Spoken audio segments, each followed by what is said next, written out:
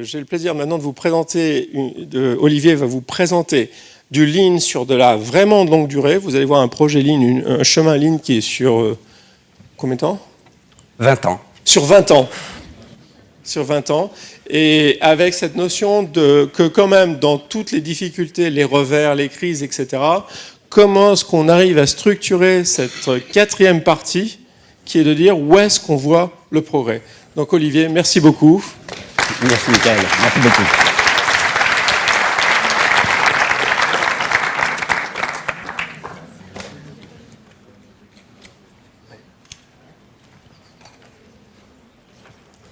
Ok, je mets en route mon timekeeper. Mesdames, Messieurs, bonjour. Donc, je me présente, Olivier Bessin. Je travaille donc chez Toyota Material Handling Europe, ça depuis avril l'année dernière. Précédemment, je travaillais sur le site de Toyota Material Handling Manufacturing France, qui est situé à Ancenis. Donc Ancenis est situé entre Angers et Nantes. Ma position maintenant est Senior PPS Advisor et Regional Manager. Alors le titre est un petit peu pompeux. Mon premier sensei m'a dit « Olivier, tu vois, tu apprendras jusqu'à 60 ans et après tu pourras commencer à donner des conseils ». Donc je ne suis pas arrivé encore à ce stade-là, j'ai encore quelques années devant moi. Donc je vais vous présenter un petit peu une activité, puisque je suis sur le site d'Ancenis depuis plus de 22 ans. Ce que l'on a commencé à mettre en place, évidemment, avec le support de nombreux sensei, et ensuite en régionalisant aussi, en faisant par rapport à l'Europe et autres. Donc tout à l'heure, à la présentation de Christine, on a dit qu'il fallait célébrer les victoires. Nous allons célébrer quelques victoires. Je vais démontrer ou essayer de vous montrer comment nous avons mis ça en place. Je vous demanderai d'être acteur à la fin, puisque moi aussi, je me suis fixé un objectif. Pour ce qui est de notre entreprise et du groupe en Europe, donc, nous sommes nés ici en 1995 pour la validation du projet. En 1996, nous avons commencé l'activité. Nous fabriquons les chariots élévateurs thermiques. Et nous étions le premier site avant Valenciennes à être Toyota en Europe, en France. En 2000, Toyota a racheté le groupe BT. BT est l'inventeur du transpalette. D'accord ? Donc, pourquoi ? Parce que, évidemment, nous étions dans cette catégorie de chariots ici et que Toyota voulait évidemment fournir un panel complet de produits en Europe. Donc, avec l'aide de Mjolby, il y avait les Redtrack, tous les stackers, transpalettes et autres qui sont entrés dans notre gamme. En 1999, Mjolby avait racheté Cesab en Italie, qui avait une usine de fabrication d'EMA. Et aujourd'hui, cette usine de fabrication d'EMA d'élévation, la partie frontale du chariot, il livre pour le site de Bologne et pour le site d'Ancenis. Donc juste un petit rappel sur quand même notre site en France. Donc Toyota Material Handling Manufacturing France, Philippe est notre Managing Director. Donc on a commencé les opérations en mars 1996. 9 millions de capital, 230 millions de chiffre d'affaires. Nous sommes environ 514 personnes sur le site. Donc nous sommes en charge de la découpe de pièces avec des lasers, de la soudure, de la peinture, de l'assemblage, du contrôle et de l'expédition. Allez, on va rentrer dans le sujet et je vais me fixer un objectif et vous serez les juges. Nous allons partir d'une situation qui est celle-ci. Voilà, vous ne me connaissez pas, vous ne connaissez pas mon projet et puis je vais essayer de vous l'expliquer. Alors voilà, ça c'est mon challenge. Allez vous expliquer, que ce soit clair pour vous, que vous ayez bien compris ce que pour nous veut dire Lean. Alors évidemment, le chemin, la ligne droite est le plus court chemin pour atteindre son objectif, mais évidemment, ça n'existe jamais. Donc il y aura sans doute quelques targets intermédiaires à poser pour pouvoir atteindre justement cet objectif final. Rien ne se fait du premier coup. Allez, ma situation actuelle, c'est vous n'avez pas de connaissance de notre histoire. L'histoire d'Ancenis. Pas de Toyota, évidemment. Pas de connaissance de nos problèmes, pas de connaissance de notre activité globale. Et surtout, nous devons répondre aux besoins. Alors là, il y a un problème de switch, mais je connais. Nous devons répondre à quoi? Quand nous sommes une entreprise, il y a 3 choses importantes, 3 facteurs importants. Voilà, client, ça c'est une chose. Deuxième.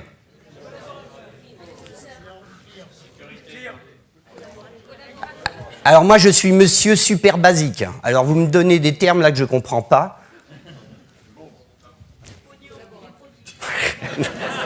Pas le pognon. On ne parle pas de pognon ici, on parle de ligne. Alors les collaborateurs. Ah ouais, 2. Ah oui, une entreprise sans collaborateurs, je ne sais pas ce que vous êtes capable de faire. Donc il y a des fournisseurs... Il y a des... Ah, pardon, vous m'avez dit l'autre. Ah oui, mais je ne le voyais plus. D'accord, allez, les 3. Donc évidemment, une entreprise, elle fonctionne avec des collaborateurs. Il faut qu'elle ait ça. Pour fabriquer quelque chose, il faut des fournisseurs. Et surtout, il faut qu'il y ait eu un besoin ou au moins proposer un besoin à des clients. D'accord? Donc le lean, il n'est pas le lean dans le manufacturing. Le lean, il est dans sa globalité. Il est en interne, avec ses fournisseurs et avec ses clients. Donc voilà, mon objectif aujourd'hui, c'est de vous présenter donc notre histoire, d'attirer votre attention sur l'activité globale et non partielle, et qu'une entreprise est performante si et seulement si elle considère ses partenaires, hein, j'ai changé le nom de fournisseur, mais j'ai bien mis partenaire, et si ses clients, alors j'ai entendu le mot client, mais qu'est-ce qu'on souhaite avoir? Ce sont des clients satisfaits, évidemment, avec le sourire. Complètement satisfaits. D'accord? Donc, eh bien voilà, j'ai amené mon Daruma, et donc je vais fixer mon objectif. Je vais lui peindre un œil, c'est la première chose que l'on fait. Je lui peins son œil et je lui dis, voilà, mon objectif, et c'était la thématique de ma présentation, c'est que seuls, nous ne sommes rien. D'accord? Nous devons être accompagnés. Allez, je vais être obligé de poser des targets intermédiaires, c'est-à-dire qu'il va falloir que je fasse des choses en interne. Évidemment, il faut déjà que je sois propre chez moi. Ensuite, une fois que j'ai rempli cette condition-là, je m'aperçois souvent, par moment, que j'ai des composants qui ne sont pas à la hauteur de la qualité que j'espérais, et ainsi de suite. Donc, je vais faire un transfert de savoir, justement, vers mes fournisseurs. Et pour arriver, évidemment, à ma 3e condition, qui est l'activité que nous menons aujourd'hui, qui est une activité vers tous nos centres de distribution, puisque c'est le centre de distribution qui a le réel contact avec le client. Un site de fabrication, comme nous sommes dans notre organisation, ne voit jamais le client. Le distributeur a le contact direct avec le client. Si le client rentre chez Toyota distributeur et trouve que les conditions ne sont pas bonnes, nous avons une mauvaise image et nous pouvons perdre un client. D'accord? Donc, M. Yoshino hier a parlé aussi de fidéliser ses clients. C'est par ce biais-là que nous allons y arriver. Donc, on va commencer par quelques exemples, justement, sur notre site de fabrication. Alors, toujours à la méthode japonaise, il y aura l'avant, il y aura l'après. Et nous fêterons quelques succès.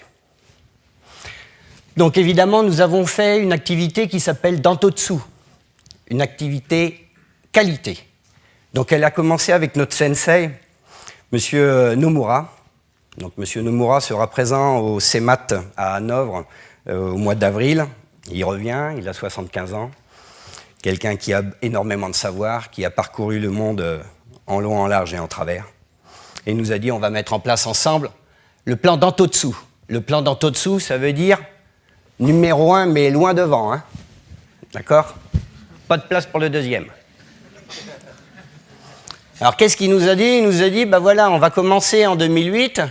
Puis il dit, la première chose qu'on va faire, donc 2008, 2009, 2010, je vais vous accompagner sur 3 ans. Et puis il nous a dit, bah voilà, les coûts de garantie, on va les faire baisser de 50%. Voilà. Et puis les non-conformités, les demandes de non-conformité, on va les faire baisser de 95%. Voilà. Ça va être impossible, ça. Et puis après, il a dit, alors il ne nous l'avait pas dit au début, on l'aurait su. On aurait fait autrement. Il nous a dit, bah ça y est, bah après 2010, eh ben, je vais revenir jusqu'en 2013. Et puis il dit, dans ce qui reste sur les coûts de garantie, eh ben, on va couper ça encore de 50%. Donc moins 75 par rapport au début. Et puis bah, il aimait bien la France quand même. Et puis il s'est dit, bah, je vais revenir encore une fois. 9 ans avec notre sensei. Sur la qualité. On en avait d'autres sur la logistique et le manufacturing, mais là sur la qualité. Et il a dit là, on va encore, dans ce qui reste, 50%. Alors les premiers 50%, on se dit bon encore ça va, mais alors les autres, ça commence à prendre dur. Donc pour être évidemment les meilleurs au niveau de la qualité. Ok ? Alors notre réaction, alors c'était moi avant, et après 9 ans, donc il y a eu du travail. Quoi qu'il en soit, nous nous sommes accrochés et nous avons réussi. D'accord ? Donc, rien n'est impossible. Rien n'est impossible. Souvent difficile. J'aurais pu mettre une autre petite figurine japonaise qui est l'Okiagari Koboshi. Une petite poupée qui a la forme d'un culbuto. D'accord ? Donc on penche parce que c'est dur, mais on se relève toujours. D'accord ? Et cette image-là est très forte et très importante à garder à l'esprit. Ça peut être très dur, on peut mettre le genou par terre, mais par contre, on peut y arriver. Ah là, c'est dommage, c'est décalé aussi. Alors évidemment, en France, avec notre culture, on passe, dans les premiers temps, beaucoup d'énergie à expliquer comment on ne va pas y arriver. Alors évidemment, chez Toyota, Sakichi Toyoda nous a dit, avant de dire qu'on ne peut pas, essayons. D'accord ? Monsieur Nomura, qui était notre sensei, reprenait aussi, en d'autres termes, cette phrase en disant « Just do it » et il n'était pas sponsorisé par une marque d'équipement de sport. Et speed is the key. D'accord ? Donc des choses très simples. Allez, on essaye, on va. On va voir des défaites, mais on aura des succès. Et on en apprendra, quoi qu'il en soit, de nos défaites et de nos succès. Donc, qu'est-ce qui s'est passé ? Quels ont été les premiers résultats et puis notre plan d'action ? Alors, je vais balayer vite, mais on refait encore une fois, quoi qu'il en soit, même si on avait de la visualisation, un plan de réduction des non-conformités, des pipis manuels. Je ne vais pas tout lister, tout ce qu'on a fait, mais à chaque fois qu'on a essayé de franchir une étape, on a mis des outils. Alors, à la méthode japonaise, on nous dit là où ça fait mal, mais on ne nous dit pas comment faire. Et on apprend. On apprend avec notre culture, avec notre structure, avec notre environnement, avec notre style de management et ainsi de suite, et on met les choses en place qui peuvent durer dans le temps. Quoi qu'il en soit, là, pour le premier objectif, on avait réduit nos coûts de garantie de 39% par rapport aux 50 qui étaient demandés, moins 67 sur les non-conformités.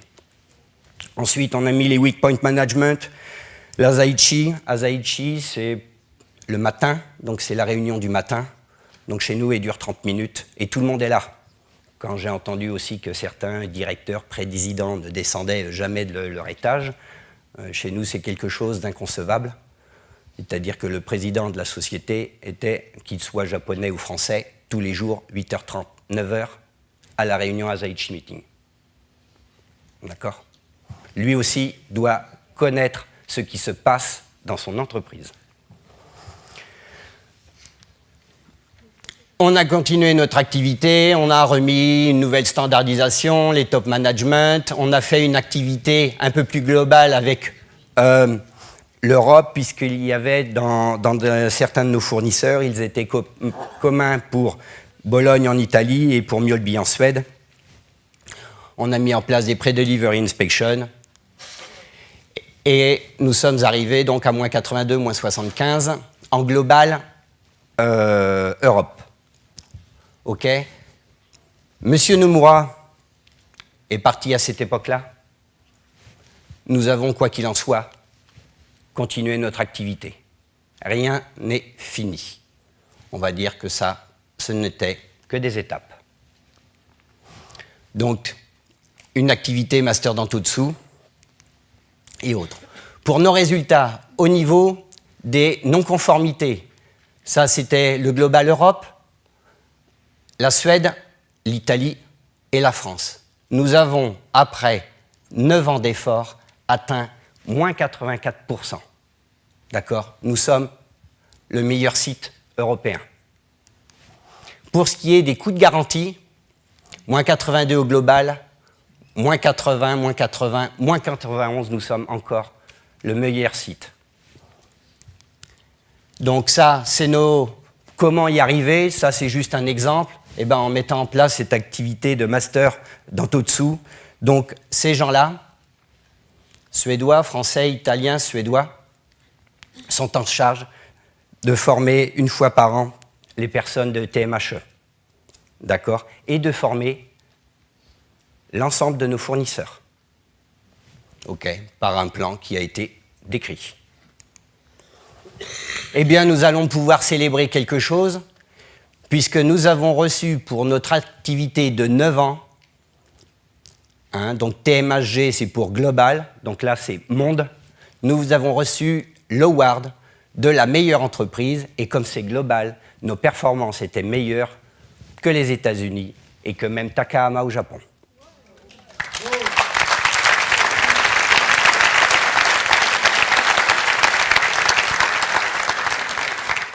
Donc ayez confiance en vous, nous sommes tous des entreprises françaises et nous pouvons avoir de magnifiques résultats. Donc je peux peindre mon deuxième œil puisque nous avons accompli et nous pouvons fêter ce succès. OK, une autre activité sur la performance, là aussi sur le site d'Ancenis. Nous avions des cellules robotisées pour souder nos réservoirs, avec des contrôles, un positionneur, un retourneur, un robot de soudage pour le côté gauche, pour le côté droit, un pont et des manipulations à faire. Évidemment, le robot n'arrivait pas toujours à être synchrone par rapport au positionneur, donc devait se rétracter, on tournait le positionneur et on venait se repositionner. Donc nous avions 14 reprises de joints à faire. Nous avions de la manipulation manuelle. Alors des fois, on n'en a pas trop entendu parler, mais on entend parler de flexible manpower. Alors est-ce que c'est la personne qui doit être flexible ou est-ce que c'est l'environnement dans lequel elle travaille qui doit être flexible? Bon, ça, je vous laisse réfléchir. Pour nous, on a décidé que ici, c'était pas si flexible que ça pour les opérateurs, puisque l'associé ici ayant un pont roulant devait avoir une licence de conduite justement d'un pont roulant. Donc nous avons changé ça pour être beaucoup plus flexible et beaucoup plus réactif, agile.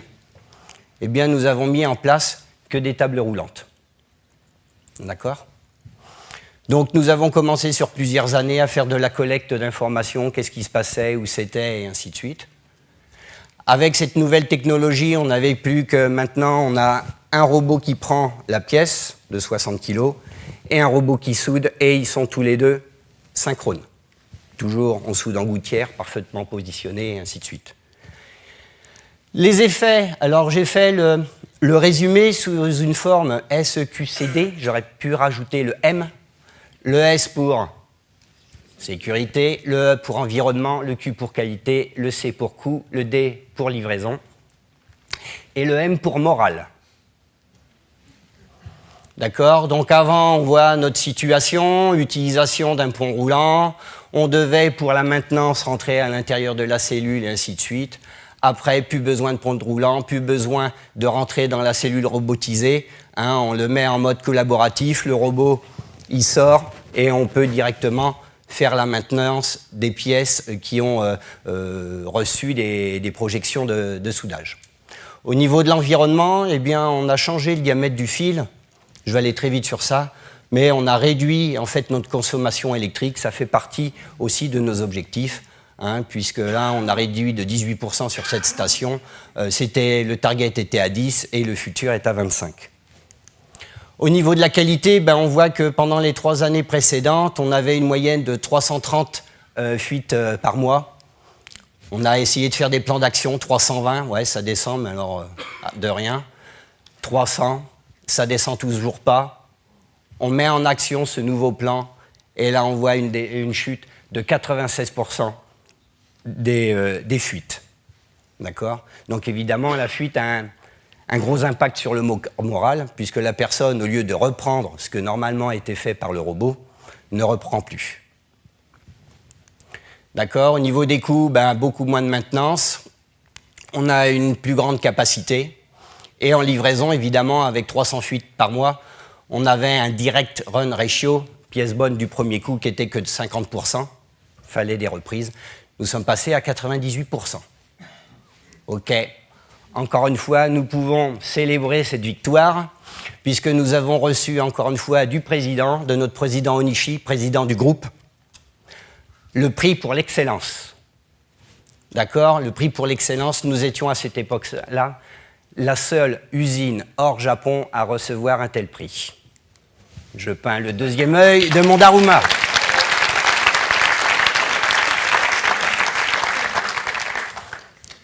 Je transférerai vos applaudissements aux acteurs qui sont évidemment à l'usine. La deuxième chose, c'est target condition numéro 2 sur nos fournisseurs. Eh bien, qu'est-ce que c'est ? On va suivre un programme d'Antotsu avec eux, on va faire du 5S. Alors le 5S, évidemment, c'est pas nettoyer et ranger. Ça, pour moi, ça veut rien dire. Le 5S, c'est du visual management. OK ? C'est de la maintenance préventive, c'est de la sécurité, c'est de la réduction des délais, c'est de la réduction des coûts. OK ? Un bon 5S globalise toutes ces choses-là. Nous sommes support aux fournisseurs sur les plans d'amélioration et nous changeons. Qu'est-ce que c'était ? Quel était notre but ? C'était de partager cette philosophie et de créer un réel partenariat avec nos fournisseurs. Alors évidemment, nos avantages, un système de monitoring sur la qualité, même maintenant on a rajouté la sécurité, qualité, coût et délai. Et donc, nous avons fait un système de certification où nos fournisseurs peuvent être certifiés, qualifiés ou non qualifiés. Évidemment, quels sont les apports ou les avantages pour nos fournisseurs ? C'est une assurance quand ils sont qualifiés, certifiés, de fournir sur le long terme, d'être consultés à chaque fois qu'on lance un nouveau projet.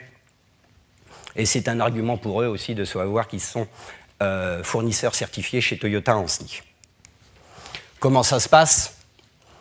Eh bien, nous sommes ici, on leur apprend une méthodologie, un savoir, ou on les aide en tout cas. On leur transmet ça. Eux, ils améliorent leur système et les effets sont sur le partage des gains. Donc, c'est une relation win-to-win. D'accord ? Donc, construire et renforcer la base des relations avec nos fournisseurs, avoir un réel partenariat et renforcer une vision commune du Lean. Je vais vous présenter juste un exemple avec un de nos fournisseurs qui est toujours notre fournisseur et qui est en charge de fabriquer, c'est une fonderie en charge de fabriquer le contrepoids à l'arrière des chariots élévateurs. OK ?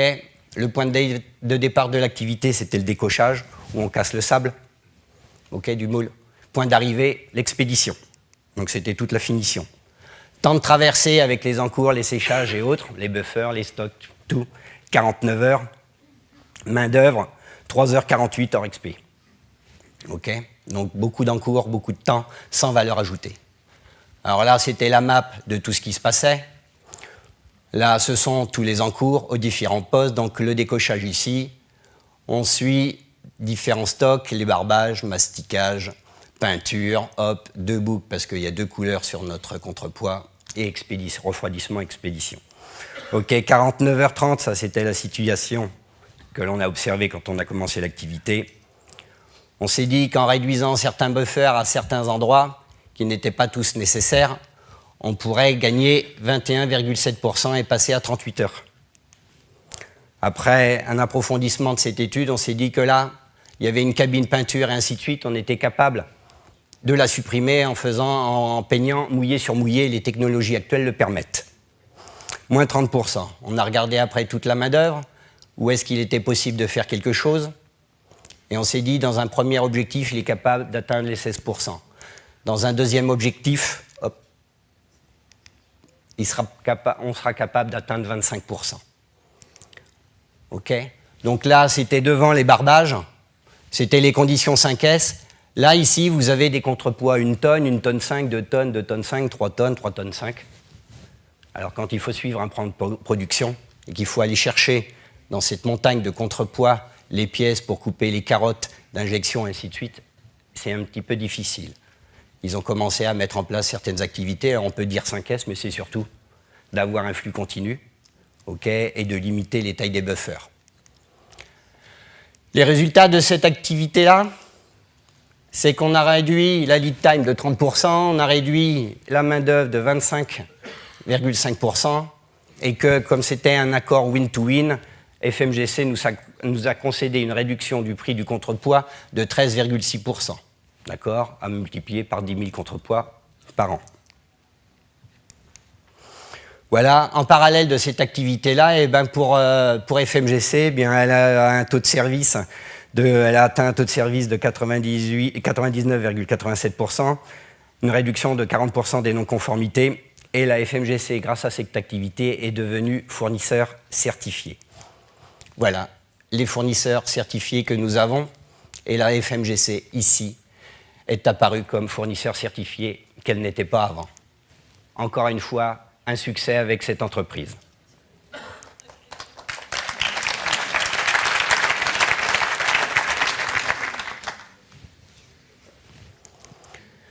Pour les target conditions numéro 3, eh bien maintenant c'est d'aller chez notre distributeur. D'accord? Le distributeur est la vitrine pour le client. D'accord? Donc nous devons être très attentifs à cette partie-là. Qu'est-ce que ça fait, encore une fois, hein, parce qu'on veut du concret, qu'est-ce que ça fait chez nos fournisseurs? Eh bien, on a commencé évidemment, hein, le premier module, c'est 5S. Donc voilà une situation que l'on a découverte en entrant en Hollande. Ici, l'exemple est sur la Hollande. Et ensuite, après la mise en place justement des activités 5S. Voilà, l'identification, le traçage, les équipements, les standards, qui fait quoi. Tout est mis. OK, là encore, le rangement, les qualités, les niveaux, combien je dois avoir de manilles, est-ce que j'en ai trop, est-ce que j'en ai pas assez, qu'est-ce qui est rangé, quel est le tonnage, et ainsi de suite. Voilà. Et là encore, on gagne en sécurité, on gagne en temps. Si on gagne en temps, on gagne en coût. Là, ici, du visual management, ce sont des panneaux, donc des écrans. C'est au poste du gateman, donc c'est la personne qui va prendre en charge directement le chariot et évaluer son état, puisque évidemment on distribue du chariot neuf, mais on distribue du chariot de location, long terme ou court terme. Donc il y a des chariots en court terme qui reviennent, ils sont dans un certain état, laissés par le client, nous devons les reconditionner pour les mettre prêts à repartir chez un nouveau client. D'accord? Donc là, avec ce tableau, il sait directement où il va pouvoir stocker son chariot. Ce sont les zones de stockage à plat, ici de chariot. Avec les couleurs, vous avez l'âge du chariot. D'accord? Bien, en fait, dans la base aussi, tous sont pédigrés. Mais il y a aussi les chariots, s'ils sont rouges, c'est que ça fait plus de 6 mois qu'ils sont stockés ici. Donc il va falloir agir, faire quelque chose. S'ils sont jaunes, ils ont entre 3 et 6 mois, et s'ils sont verts, ils sont entre 0 et 3 mois. OK? Donc encore du visual management, et ici c'est dans les racks. C'est pareil, il y a des mailles, il y a des pièces, il y a des batteries, et bien tout ça pour éviter d'avoir des pièces obsolètes et ainsi de suite, de trop charger, et bien on a ces mêmes codes de couleur. D'accord? Donc quelque chose de très visuel, très facile, qui pour l'opérateur, évidemment, encore une fois, c'est je prends mon chariot et je sais directement où aller le stocker, puisque c'est indiqué. Ou si j'ai à prendre un chariot aussi dans le stock, je sais directement où aller chercher, puisque tout est adressé. OK, on leur a mis du daily management, on a mis des KPI, alors évidemment on leur apprend à mettre des indicateurs et des graphes. Alors des graphes, il y en a dans toutes les sociétés, mais il y a beaucoup de graphes incompréhensibles. Que doit comporter un graphique? On a 2 axes comme ça. Voilà, on doit connaître ce qu'il y a sur l'axe des X, on doit connaître ce qu'il y a sur l'axe des Y. Donc il y a la situation où nous sommes, et évidemment, il y a un objectif, et puis on rajoute quelque chose d'autre. La tendance, on la voit. Alors chez nous, on va toujours faire des graphiques sur 3 ans, pour qu'on voit un petit peu justement si les effets, les Kaizen que l'on a mis en place, ils tiennent dans le temps ou pas. Mais aussi, on va juste mettre par rapport à l'objectif, quand vous êtes au-dessus ou en dessous, on rajoute une flèche de tendance, justement, en disant si vous êtes vers le haut, c'est OK, si vous êtes vers le bas, c'est non OK. OK ? C'est très, très simple, on peut arriver directement sur les tableaux et voir d'un seul coup d'œil si c'est bien ou pas bien. On leur a mis un petit peu de planning à mettre en place, alors l'avant, évidemment, et puis l'après. En plus du planning, on sait les chariots que l'on a à faire, dans l'état qu'ils sont suivant leur couleur, combien de temps ça va leur prendre et qui doit prendre en charge ces différents chariots.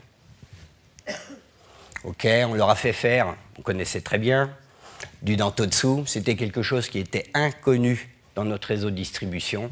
C'était de leur dire, maintenant, voilà, on va classer les défauts. Alors chez nous, on classe les défauts en 4 catégories. A, B, C et D. OK. Quel est le pire des problèmes? Alors, D, oui. Alors, ça peut être un hasard où vous connaissez notre système. Oui, c'est le D. Mais le niveau D représente quel type de problème? Vu par le client, exactement. Ça, c'est le pire. D'accord? C'est celui qu'on doit éradiquer le plus tôt possible et mettre en sécurité notre client. D, on doit être à objectif 0. D'accord? C. Alors, si D, c'est vu par le client, C, ça va être vu par contrôle final, exactement, qui lui est déjà orienté client. D'accord? A et B, ce sont les... B, vu par la prod, mais pas au poste qui a généré le problème, et A, c'est vu à l'endroit où le problème a été généré. D'accord? Donc on leur a fait ça, des statuts, ils savent ce qu'ils ont à faire. Encore, c'est du 8-step ou non, on l'appelle comme on veut, mais quel est le problème, quelle est la situation, qu'est-ce qu'on a trouvé, quelle est la contre-mesure, quand est-ce qu'elle sera appliquée, qui est en charge de conduire cette activité. OK? Des choses complètement basiques. OK? Au niveau de la logistique, ça c'était l'entrée des chariots en in et des chariots en out. OK, donc là, fallait trouver sa place. Et puis ensuite, on a carrément, là, on a représenté au sol la semis d'un camion. D'accord? Donc la dimension. Et puis ici, sur les tables, on sait où sont les in, où sont les out. Sur la table, ici, il y a les indications avec le numéro des chariots, combien il y en a, et ainsi de suite, et le nom du transporteur. Donc directement, quand le transporteur il arrive, il décharge son camion, il a la même chose que ça en out à côté, mais c'est identifié dorénavant. Et puis pour recharger, il va voir sa feuille, oui, c'est moi, je vais bien dans cette ligne-là, je reprends mes chariots et je les mets dans mon camion. Ça, la petite anecdote, c'est qu'il y a des transporteurs maintenant qui viennent, et il y en a un qui a dit « j'ai connu ça, je connais ça maintenant. » J'ai dit à mon patron « Viens faire un tour chez Toyota, parce qu'ils ont un système qui est génial, et je voudrais qu'on mette ça en place chez nous. » D'accord, alors qu'est-ce qui s'est fait pour TMH Channel? Évidemment, comme ils avaient suivi le parcours d'un an de formation, qu'à l'audit de certification, ils ont atteint un bon niveau, puisqu'ils sont médaille d'argent. D'accord? Donc nous avons encore une fois célébré ça ensemble, avec l'ensemble des techniciens, cette activité, parce que ce n'est pas l'activité du managing director ou de ma collègue qui suit l'activité là-bas, mais c'est bien l'activité de l'ensemble du personnel. D'accord? Et où on est encore le plus satisfait, c'est quand justement il y a une reconnaissance des personnes qui se disent « ça c'est notre travail, c'est nous qui avons été en charge de le faire ». Et vous voyez, ils sont en train de prendre en photo leur prix qu'ils viennent de recevoir. D'accord? Donc les gens, quoi qu'il en soit, ont besoin d'énormément de reconnaissance. Je dépasse le temps, alors je vais avancer. Et donc, encore une fois, mon Daruma, je peux lui peindre le deuxième œil.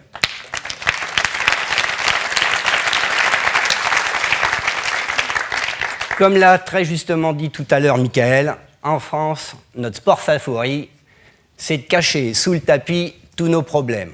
D'accord ? Nos problèmes est vraiment pas un terme négatif, mais plutôt positif, puisqu'on dit « ouais, problème, c'est une source de Kaizen ». D'accord ? On saute pas au plafond comme ça quand même. Mais quoi qu'il en soit, un problème est une source d'amélioration.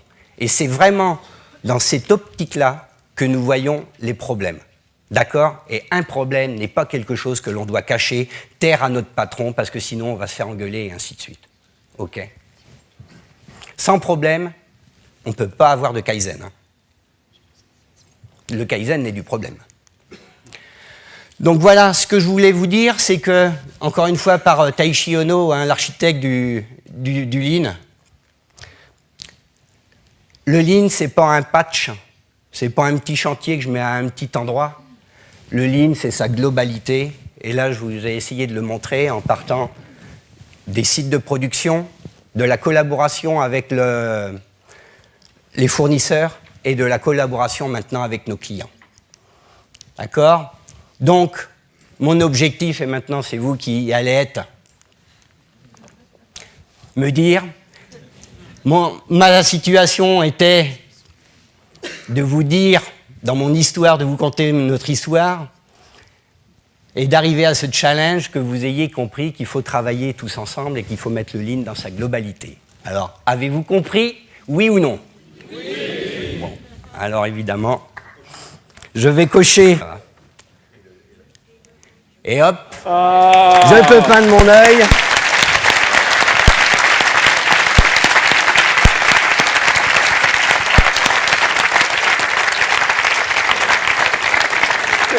C'est génial, bravo. Et je vous remercie de votre attention.